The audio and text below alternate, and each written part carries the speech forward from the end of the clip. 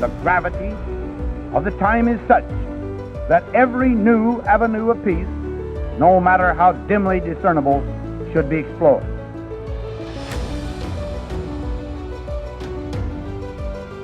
Never before in history has so much hope for so many people been gathered together in a single organization.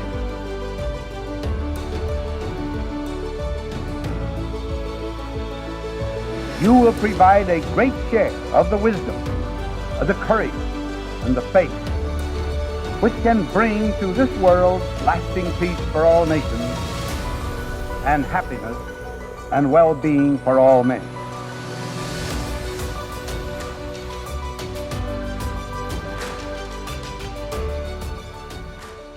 So you're here today on Titans of Nuclear with Michel Berthélemy, who is an old friend from many years ago when we actually got to meet people in person.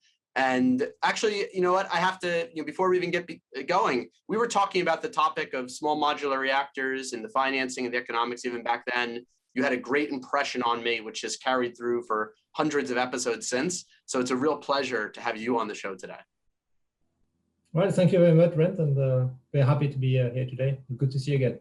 Yes, absolutely. Okay, so before we get into the topic at hand, SMR, financing and economics and the future of its technology, we'd love to learn about you. Tell me, where'd you grow up and how'd you get into the energy sector? Okay, thanks. Well, as you can guess, I'm French. I grew up in the Paris suburb, and then well, I went to study economics at university. My father was an economist, so it was a very original track for me. And what did you focus in? What did your dad focus on? Anyway, he focused on development economics, and I initially followed a quite general track, and then I went into energy and climate change economics. So essentially, I started with some interest in climate change, and then what happened next is that I somehow ended up by mistake or by chance in nuclear. Obviously, I stayed. I don't think it's so much by chance. I think it has to do with physics and the actual reality of studying climate and seeing where it takes you. And yes, nuclear tends to be the end point. It's all about chance because you might know by now that there are very few economies that really take a hard look at nuclear. So I guess I was lucky enough that I was offered to do a PhD on the economics of nuclear power. So I guess this is where the chance element came into play. And tell me about that PhD specifically. Were there specific data sets you were looking through? And is the PhD in France the same as a PhD in the US? Do you have a dissertation? Do you have to write papers? How does it all work? It's a bit different. First, the good thing is that it's shorter. We usually have to do it within 3 years, and otherwise they kick us out nowadays. But at the same time, it's a bit more challenging. So, in the US, you usually have some coursework and then gradually move into your dissertation. And in France, we have to jump right into it. One of the challenges when you look at nuclear power economics, and I'm sure we'll come back to that later, is sometimes the data are not always very good. Let's say, especially when you get historical data, if you try to track back the cost of nuclear power plant in the 60s, 70s, it starts quickly to become a bit challenging, and you end up looking at apple and oranges. So that's sort of the things we looked at. And let's double click on that for a second, that apples and oranges. Is it so different because there were different physical implementations that were required, or is it just different because of things around money and how people borrowed money and who spent money at the time? What are the key differences? No, you have things that are very generic to the economy. The fact that you had an economy that went through quite structural changing during this period, with period of high inflation in the 70s, 80s. So comparing a dollar in 1960 to 1990, that's a bit tricky, especially for a very specific industry. Okay, so you're saying it's not as simple as just adjusting for inflation, and that there's actually more to it?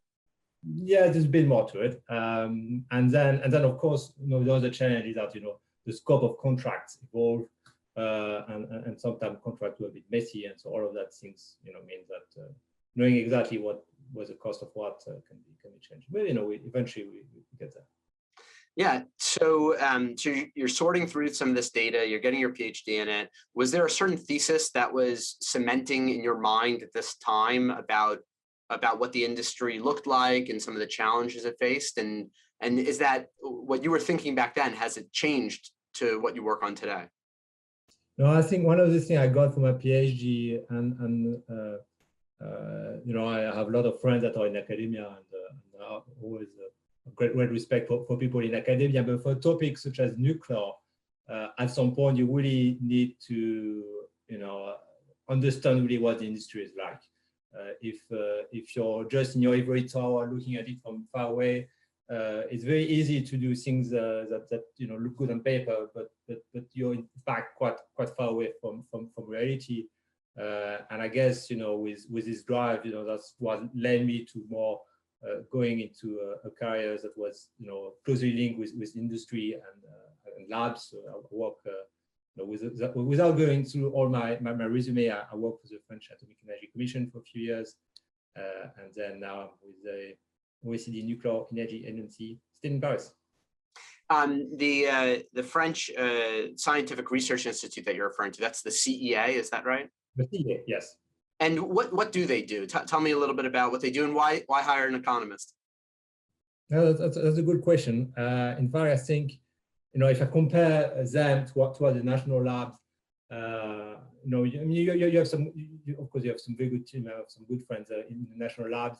I guess historically, the French CEA was a bit different because, it had, let's say, a broader scope to supporting, French government in energy planning, and that meant that quite naturally they quickly built in a team of economists that has carried on for a couple of decades now, and that's essentially why I was working. One of the things that's also specific to CA and that the name doesn't relate is the fact that it works together nowadays on both nuclear and other low carbon technologies. So strong focus on solar photovoltaic, on batteries, on hydrogen. So what was also interesting and exciting was working and looking at the integration of different technologies. And I guess one of the challenges of such position is that you end up as an economist in a world of engineers, and you don't speak the same language. You don't see things from the same perspective, and so quite quickly, the job is as much as being good as an economist and being good at delivering your work, so that the people who are there to make decisions, who tend to come from engineering background, can relate to it, and it can be useful in terms of orienting R&D decisions in nuclear and other low carbon technologies. Can you give me a specific example, maybe, of where you might have an insight as an economist that the engineers would not have had because they look at things totally differently, and then you try to communicate that to them, and there's some learning that has to happen?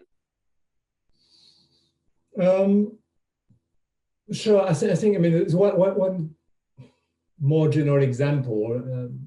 Probably wasn't specific to CA. Is I have quite a lot of colleagues that do cost engineering. They have a spreadsheet to look at the cost, and you have the cost of the different components, and you essentially end up trying to understanding what is the cost of building a nuclear power plant.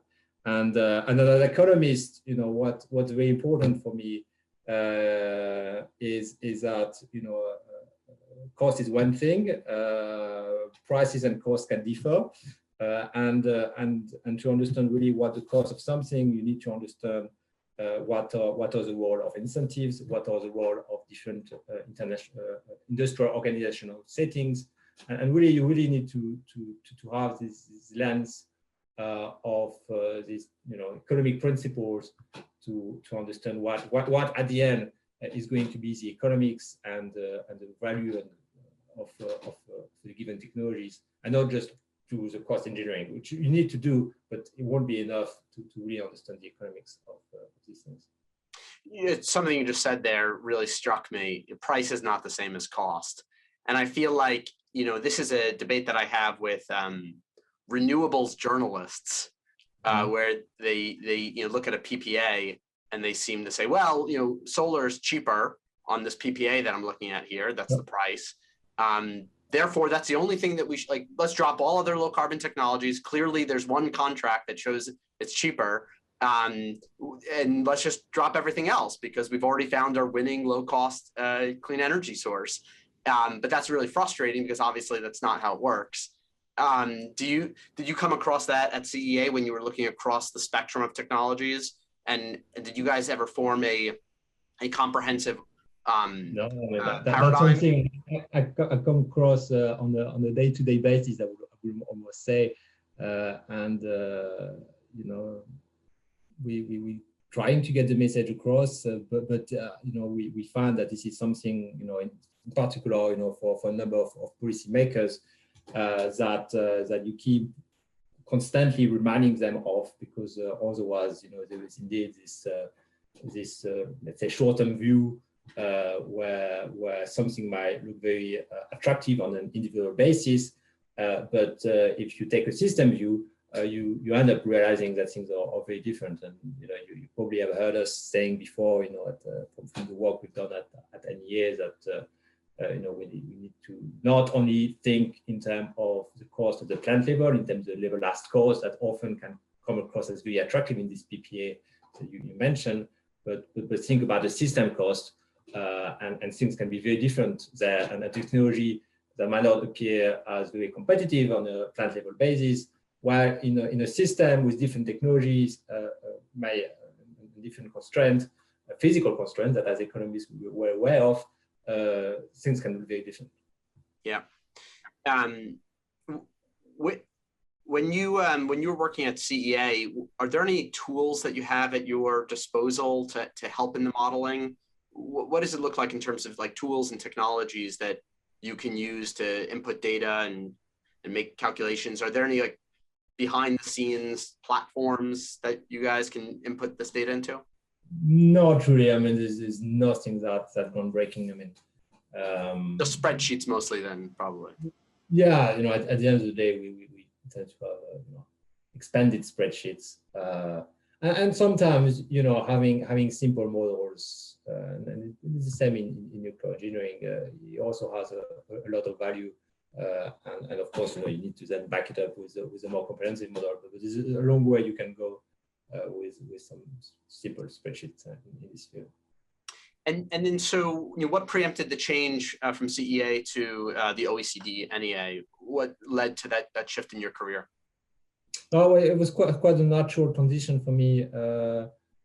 In part because through my activity at CEA, I had already built-in relationship engagement with the work of NEA, and I always had a drive for going more into the policy space, which is very much where NEA sits, providing evidence to a member countries, and I think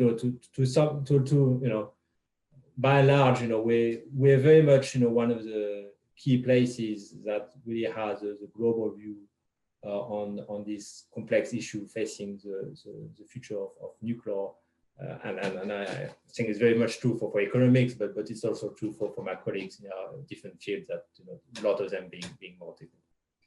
And had you the people there, had you just met them at conferences, or had you collaborated on papers with them? How do you I guess, just to help people understand how people move around within the nuclear sector, can you give us a sense of what that would transition like? Sure. And basically, I went from one side to the table to the other one, in the sense that we have a number of expert group, we have working parties, and I was already gradually quite involved with them, which essentially because I was quite interested in the work. So these are all people you had worked with and collaborated with before, and now are just working on the other side, as you say. What specific topics did you have the opportunity to delve deeper into after you transitioned? Well, a lot of topics. That's the only thing which is exciting about NEA, which we really have a broad view on the economics of nuclear power. So, we range from the financing issues to cost of, large, small reactors, thinking in terms of also the future of the nuclear fuel cycle. And there again, at NEA in particular, my division, we deal with nuclear technology development and economics. So part of the exciting thing as a job is that you continue doing economics, which is not in your digital tower on the side, and that remain firmly grounded with the reality of the nuclear sector.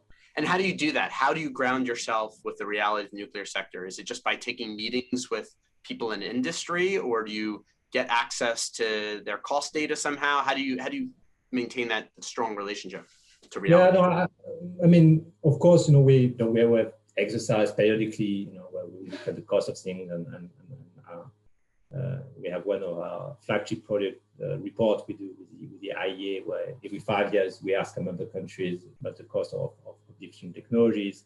But it's very much a bit like what you're doing. We're doing today. It's building a relationship with people in the industry, in the sector, and I think for a lot of us around it, the nuclear sector is a small world, and quite quickly you end up knowing pretty much everybody. So it's also part of that. Yes.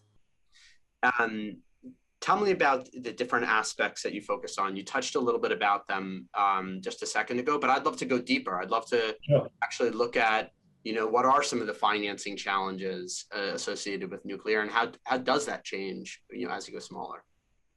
Sure. One of the big reports we published last year and pushed through as I arrived at NEA was on the opportunity for construction cost reduction for nuclear new build, and it's a big topic in the industry, but strangely enough, it's something we had not focused on at NEA for about 20 years. We had last report was about the same title was 20 years ago. So it's really, it was long overdue for us to take a deep dive to this issue, and it was a very interesting exercise, but it's a time complex because the more you look at the nuclear sector, the more things can become complex quickly. And really, what we did there, was trying to take a step back and try to boil down some of the key drivers into few key priorities. And a key finding from that piece of work is that really there was a lot of things that happened with first-of-a-kind Gen 3 reactors that were very specific to the context where this project were built. And as much as some of the projects have faced very big challenges, the good news is that we have actually quite well identified lesson learned, and that credible case that if we implement them, and by the way, for both large and small, and we can come back to that a bit later, there is a clear pathway for significant cost reduction for nuclear. And I think for our NEA members, that's really, I think, one of the key policy issues, because policymakers out there, they see the cost of the worst-in-class project, and they will get very wary. And there is this huge issue about risk perception for nuclear new build today, which often more than cost is really what's sort of slowing down decisions for nuclear moving forward. So, sorry, you're saying is it the perception of nuclear across many dimensions, or the perception of nuclear cost is the problem? Perception of nuclear cost. Sorry. Yes. Okay. Yeah. So the perception of nuclear cost is actually more damaging than the nuclear costs in some respect, in terms of governments offering their support. And I don't even mean financial support, just like endorsing new nuclear development. Is that right? Yes. Sounds about right. Okay, so I can just fully understand. So your organization, what you do is you collect this information both on what's happened historically, what's happening now across the world, offer some suggestions. This information goes to countries themselves. And then and these are the OECD countries. and maybe plus a The couple others. NEA countries, the member list is somewhat different. But Yeah. Okay. So yeah, there's a little bit of, you can be part of the NEA, but not part of the OECD or something. And the other way around. But, Oh, okay. Yeah. Sorry. Yeah, that's better. Okay. So this information goes to like people in the Ministry of Energy or Ministry of Industry or something like that, and then they can inform their decisions. But how does any of this information make its way back to industry itself in order to help them figure out what to build and how to build? Or are we assuming they've got that covered from the commercial side, and now it's just a matter of making countries, the governments, more open to the advances that industry is bringing forward? No, I mean, that's a very good point. And, at NEA, our member countries or countries that it says. And so this is all that we serve first and foremost. But at the same time, I think we all understand that to do our job well, we need to speak to industry, and that there are quite a bit of our work that indeed in the policy space, we need to share this result with folks in industry. So this is clearly, when we do our roadshow with a report, we tend to stop at a different port, and that will include, engagement with industry, with civil society, and also, and I guess this is the one which is always a bit more challenging, sort of breaking a bit the nuclear circle and trying to bring some of these facts, outside the usual suspects we will otherwise share it with.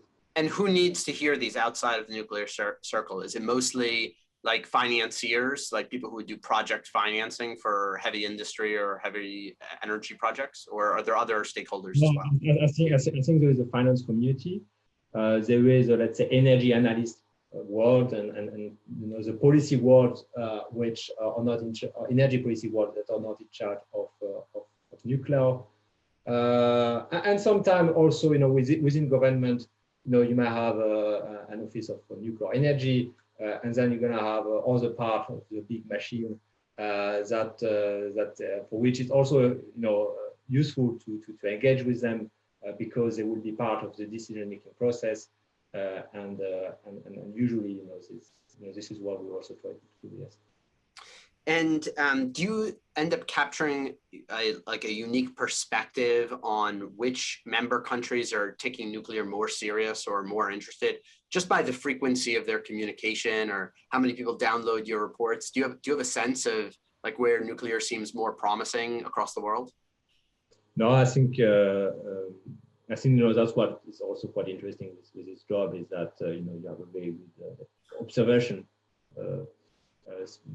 position, and so clearly we a bit how can I say as a sort of outpost to sense this movement, this policy shift, also trying to capture a bit some of the weak signals that clearly there were some changes in policy direction for some of our countries, and in fact I think since joining the NEA a couple of years ago, there's a few things where we're starting a shift. I think there's a number of countries that were sort of delaying decisions for nuclear new builds that are now bringing it back into the policy agenda, partly because the fight against climate change has become more and more important.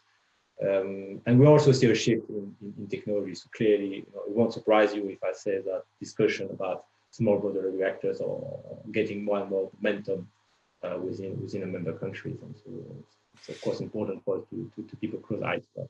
Yeah, and okay, so that's another question I have for you. If let's say a member country asks you, hey, should we go SMR or should we go, traditional reactor? Do they? I understand, and we can walk through some of the advantages, and especially in your report, some very clear advantages of SMRs. But what's the next part of that conversation when they ask, hey, we're thinking about bringing nuclear in to our energy infrastructure for climate reasons, for energy security reasons. we have this big technology decision to go with. Do we go with the big reactors or do we go with SMRs? When they ask you, okay, you have all this information on SMRs, but like, how real is it? What do you respond to them?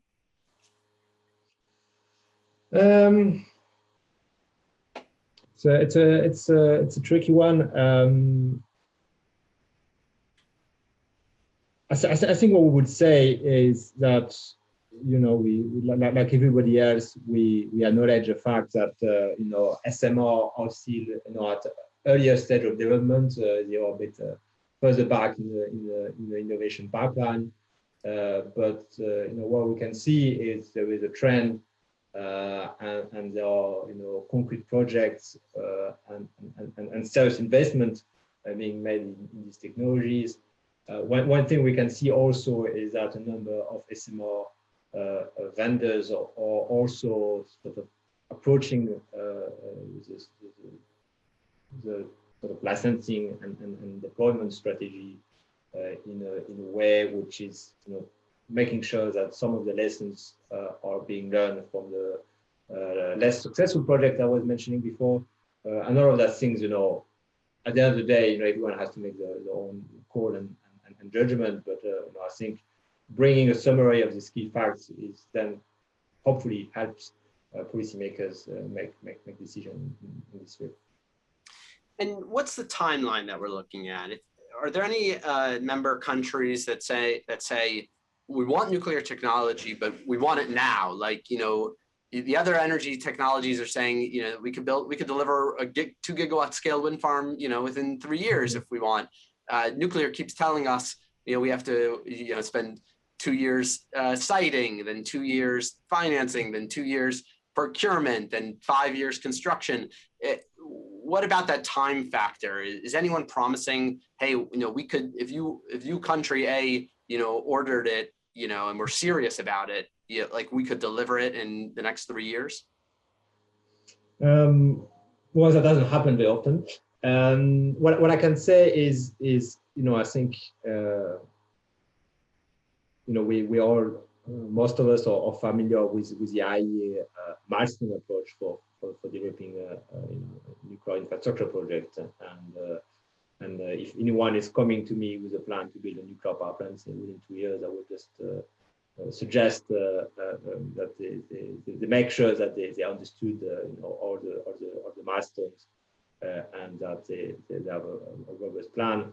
And I think, you know, also the point that understanding that when you build nuclear, you need to think about it like an infrastructure project, and something that is going to build, you know, bring you know, decade-long benefits for your country, and you have to approach it with a long-term view. And I think, you know, all those that are serious about nuclear, eventually this is what they're doing.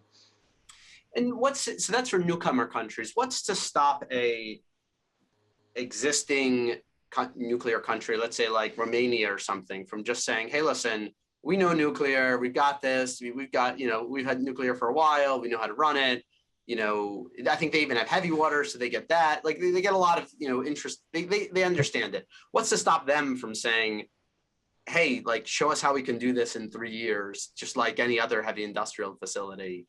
Do you think it's possible for an existing nuclear country?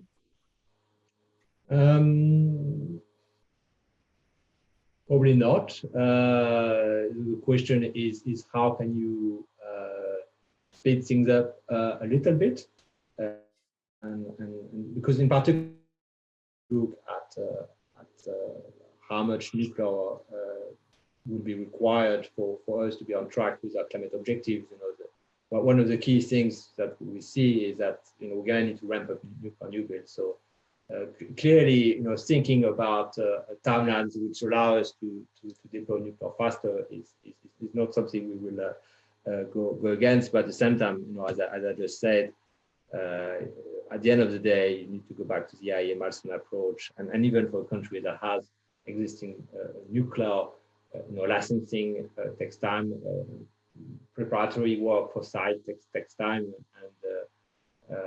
and there's no real shortcut. And often, if you try to take shortcut, you know, you end up having much more delays later down the road. So. Out of the key economic drivers that you guys identified for small modular reactors, I'm going to list off a few. I was hoping that you could maybe tell me which one you think is the most important, or let's say that your models are most sensitive to, let's say. So design simplification, standardization, modularization, and factory-based construction. Out of those three, which do you think is the most important?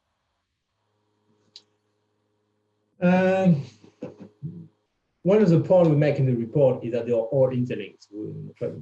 Starting by not answering your question. Classic economist. I would make the point that you need to look at this holistically, and part of the paradigm shift with SMR is combining these different drivers, and that really together can have a significant impact on cost. Now, having said that, I'll try to answer your question a bit more specifically. The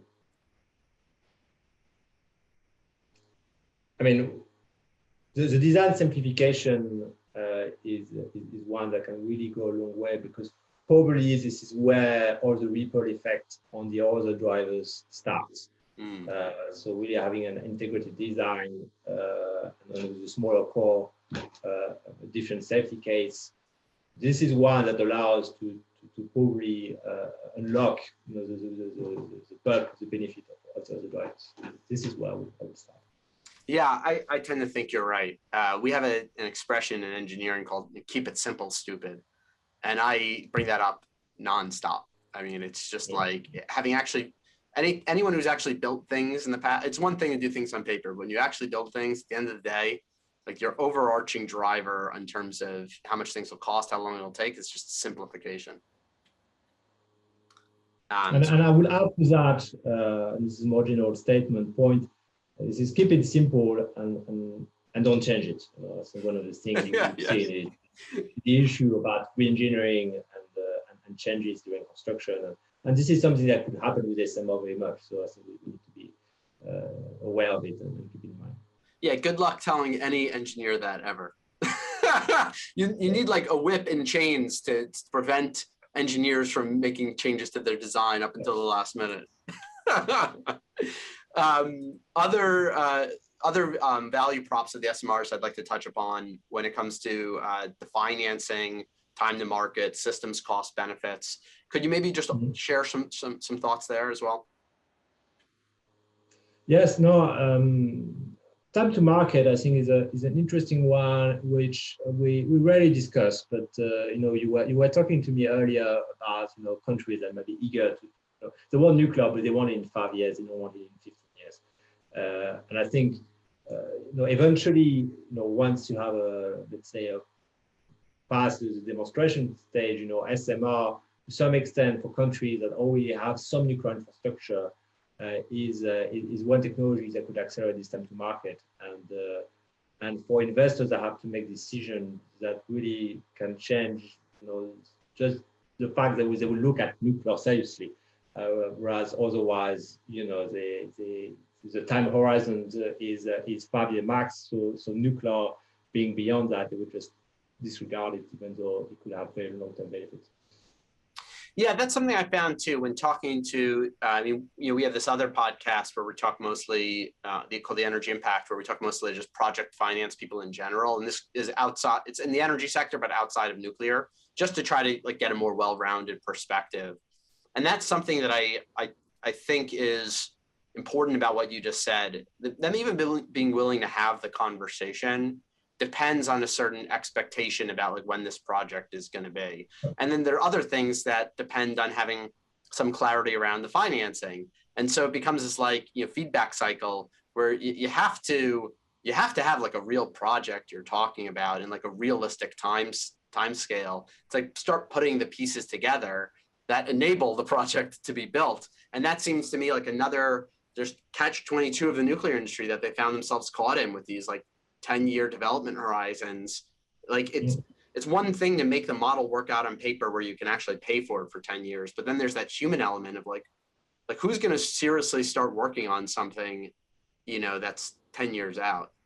Yeah, don't get me wrong. You have countries that still have long-term planning and are able to make the decisions. But there's a lot of parts of the electricity markets that just operate in a very different ways these days. And at some point, you have to bring a product that meets what the market needs and wants. And clearly, the time to market, I think, is one of the key features that can really change the way some of the utility consider nuclear technology.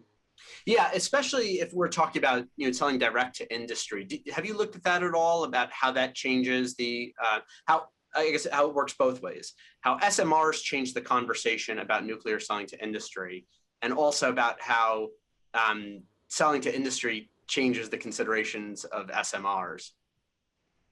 So are you asking about nuclear heat? Is it what? It could be heat or energy direct to industry. Direct yeah. to industry. I think that the point about nuclear heat. I start with nuclear heat and industrial heat application. If I'm an economist, but I guess being stuck with nuclear for so long, you end up being interesting in the history of the industry. And you probably know as much as me, if not better, that the conversation about industrial heat from nuclear power plant is been going on for quite a few decades. And so this is nothing new. But at the same time, we need to come to terms with that it has not always been successful. And I think some of the hopes in a few decades away did not materialize. Now, is this going to change significantly with SMR? I think it could in some part of the world. I think there's a number of countries where they're starting to have much more serious conversation about this. And in particular, some industries for which you operate a gas boiler, which is going to be in a capacity range of 200-300 megawatt. And that you have carbon pricing coming around the corner, and you're gonna make decisions in the next 5-10 years about eventually shifting to low carbon technology. And there really, with SMR, that can start this conversation. At the same time, I think one thing we need to be careful about, and I will apply to both SMR and large nuclear, is it's a very different business to be in the business of selling heat, and in particular if you're both in the business of selling heat and electricity, and really finding the right contractual framework to organize that with parties that might have different expectations, different needs. Often it has been quite a complex issue, and so it's not only the technology, it's not only the sort of short-term demand need, but it's also finding contractual arrangement that can make it interesting, attractive proposition for these industrial users. Within the OECD countries, is there a large amount of diversity in thought about how they think about nuclear and how they want to establish nuclear moving forward? Or are the OECD countries generally on the same page? Here's the IAEA guidelines, here's how we think about safety, here's how we think about the potential of different reactor types, or are there some that are no, the US is doing it all wrong and we're doing it better, or others that are no, Argentina is doing it all wrong and we're doing it better? Are the OECD countries mostly aligned in terms of thinking and process on nuclear? Well, here my answer will be is that thanks to NEA and get NEA member countries membership being slightly different, they reach convergence, and that's one of the key reasons why we're here is to build a consensus and policy convergence across our member countries. Now, having said that, anyone around will know that there's a very different perspective on nuclear. Some of my members never had nuclear. Some had nuclear in the past and are fading out. So we really have a big diversity regarding the use of nuclear. But the important thing is that it doesn't stop us from doing the work we do, and because at the end of the day, what we bring forward is evidence and is independent authoritative work, where we hope that it is viable for all our member countries, whether they have or don't have nuclear, whether they like or don't like nuclear. I want to talk about licensing in general and see, how licensing may impact the costs of plants.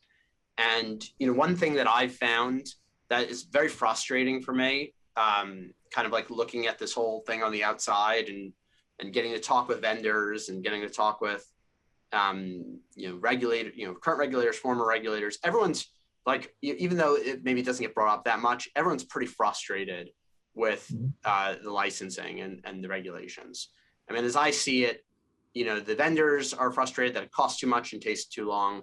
Even the regulators are frustrated that they can't perform faster and cheaper. I mean, how many times do we hear transformation? Like they know they want to change. It's hard to blame them when they know they want to change. And so there must be some structural issues there that are hard to get past. And, it seems that it drives up cost and uncertainty, which might scare away financiers as well. And then, okay, so sorry, and I'll get to a point, I promise. The SMRs, a lot of regulators say that they've got this like graded risk approach, where it has how I interpret that, similar to aviation. Whereas if it's like literally a smaller aircraft or there's less people on board, they literally have a different set of requirements than, the big 747s. If you're just like a 2-person Cessna and you've got your own plane, like there's 2 different risk envelopes, 2 different ways to regulate. While the nuclear industry says that they've got graded risk, quote unquote, it seems that at the end of the day, no matter what, it still costs you like $500 million to get a license. So what's going on there and how do we change that? Now, I think it, clearly there's this conversation in North America regarding the licensing process and the cost associated with that. Maybe it's not present in all our members, but for what concerns North America, clearly we see that there's a lot of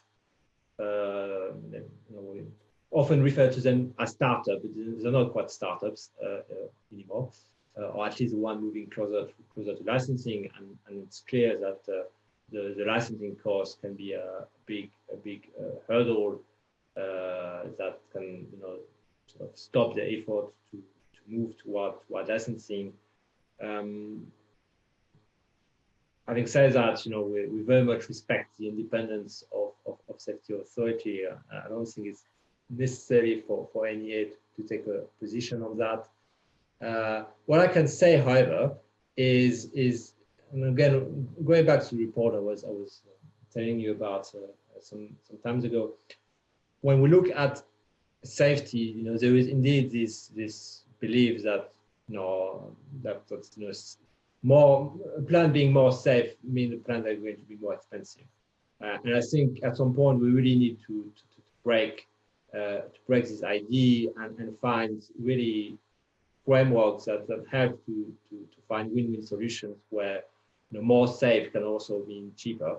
And also to some extent that, as much as it's for the industry that has to drive the cost, at some point the safety authority is aware of this implication of its decision on cost and is willing to work or to collaborate, I should say, with industry to find where a solution can be found to reduce costs. And in fact, in this very report, we had an interesting case study that is not always well known, but it was about a project that hasn't been successful for construction, but quite successful in this field. There was a wind farm project in the UK with the boiling reactors, and they really had this extensive process that lasted maybe 12, 18 months, where they collaborated with ONR.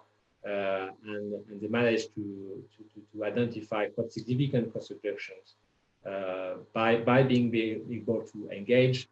And one of the key findings from that is maybe you have to change rules, but at the end of the day, having leaderships from both sides of the table to say, let's do that and let's collaborate on this. We respect the sector authorities independent, but we don't want to be driving your cost at the same time, and really identifying the win-win solution. We see it can be done, and so my hope is that this lesson has been well learned, and that moving forward we can replicate it with other products. Yeah. So what you're saying, we have to learn from our mistakes. You're saying essentially. And in fact, this thing is, we can learn from projects that have faced difficulties, but there are also good lessons to learn from projects that have failed and haven't, been built. And this is a project that, hasn't been successful on that front, but was very successful in terms of, reinventing or identifying new ways for industry and regulators to interact. Does I'm going to switch gears for a second. Does the NEA take any of the kind of information and data that we've collected about how important nuclear energy is for climate and find a way to get that into the broader, the IPCC studies, for instance? Is there any work done to make sure that when these extremely broadly read reports model the contributions of nuclear, that they've got their best information in there? Well, if like me, you read a bit the IPCC report, but not 1,000 pages, no, you will find that typically some of our reports find a way into the IPCC and as a source of independent evidence for in this field. It's of course natural that it is the case. At the same time, and I think this is probably another conversation interesting to have, is the fact that identifying what is the potential for nuclear towards climate objectives is a very complex field, where a lot of it is not going to be what's coming out of the model, but it's also going to be what goes into the mind of the modeler, what are his or her belief toward nuclear. And so there's a lot of, other factors that come into play that can really drive some of these scenarios toward decarbonization. And I think one of the things, it's fair to say is a lot of the modeling work that go out there very cautious to make sure that or sometimes make sure that they don't have too optimistic views about nuclear. Whereas when it comes to other low carbon technology, they're quite happy, to take a moonshot and say, it's going to grow exponentially. What's up with that? That drives me crazy. How whenever I see nuclear's contributions in any of these reports, it's like the most grounded, pessimistic, cautious, conservative data that I've ever seen. And I see it because I see all of the data. And then when it's the renewables, it's the most optimistic. And they'll even be like, oh, with it, and we're assuming some fantasy technology will be developed that, helps do, storage or something. How is this possible? No, I think the other day we came across a report, and I think in it they had something, is a word in yet to be invented technology. And they'd be quite happy not to have nuclear and to have yet to be invented technologies. And then the problem is, obviously when these things come out, it end up being distorted in all sorts of ways. And that means, this is really one of the issues, because then the policymakers, of course, look at this body of work. That very much influence the view they can have on nuclear and other technologies. So I think, for us, we clearly see it as a key agenda item. And I think this is one where NEA has a contribution to make. I'm glad that that's where you guys can help out, because it just it drives me crazy. It's like, and it's hard to have an argument with even very intelligent people that maybe you don't have an hour, 2 hours of their time to explain some of the shortcomings. Going back to our early conversation, systems costs. Like if I don't have 2 hours to explain the systems cost and someone just shows me the headline, they don't even show me the real paper. They just show me like a journalist who wrote something about, the paper, and they don't even read that article. They just show me the headline of that article.